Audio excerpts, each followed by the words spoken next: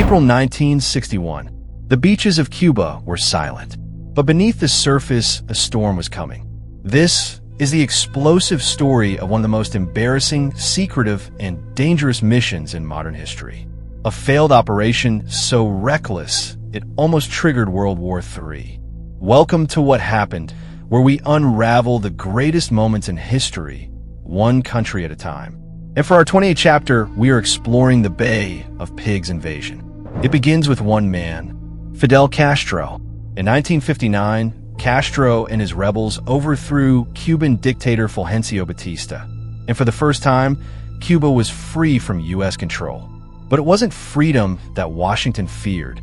It was communism. Because Castro wasn't just about revolution. He was aligning with the Soviet Union, America's greatest enemy. Suddenly, the U.S. found itself staring down a communist regime just 90 miles from Florida. For President Dwight D. Eisenhower and later John F. Kennedy, this wasn't just a political threat, it was personal. And they had a plan. Behind closed doors, the CIA began training an army of Cuban exiles, men who had fled the island after Castro's rise to power. They were armed, trained in guerrilla warfare, and promised a glorious return. Their mission? Infiltrate Cuba, invade by sea, take down Castro, and spark a counter-revolution from within. It was bold, it was secret, and it was doomed from the start. April 17, 1961. Before the sun rose over Playa Girón, a quiet beach now burned into Cuban memory, over 1,400 SEBAC fighters stormed ashore. But Castro already knew. With Soviet intelligence and a spy network rooted deep within the exile community, the Cuban government was one step ahead. As the invaders landed, Cuban forces were waiting. Machine guns opened fire. Tanks rolled in. The skies filled with Cuban warplanes. The rebels were outgunned, outnumbered, and utterly alone. The U.S. had promised air support. It never came. President Kennedy, fearing global backlash and possible war with the USSR, pulled the plug at the last minute. The fighters were stranded.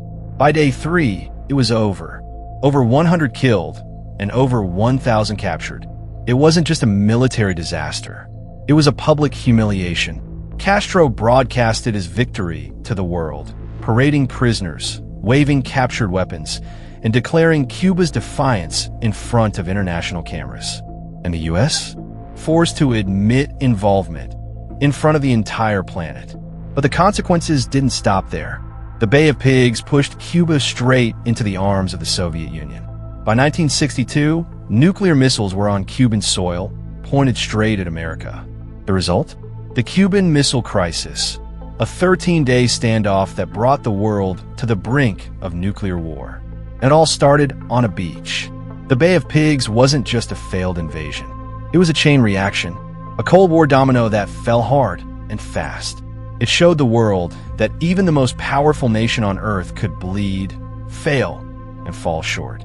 It turned Castro into a global revolutionary icon, and it left behind a legacy of distrust, danger, and deception that echoed for decades. So next time you look at Cuba on a map, remember, one tiny island once stood defiant against the might of a superpower, and won.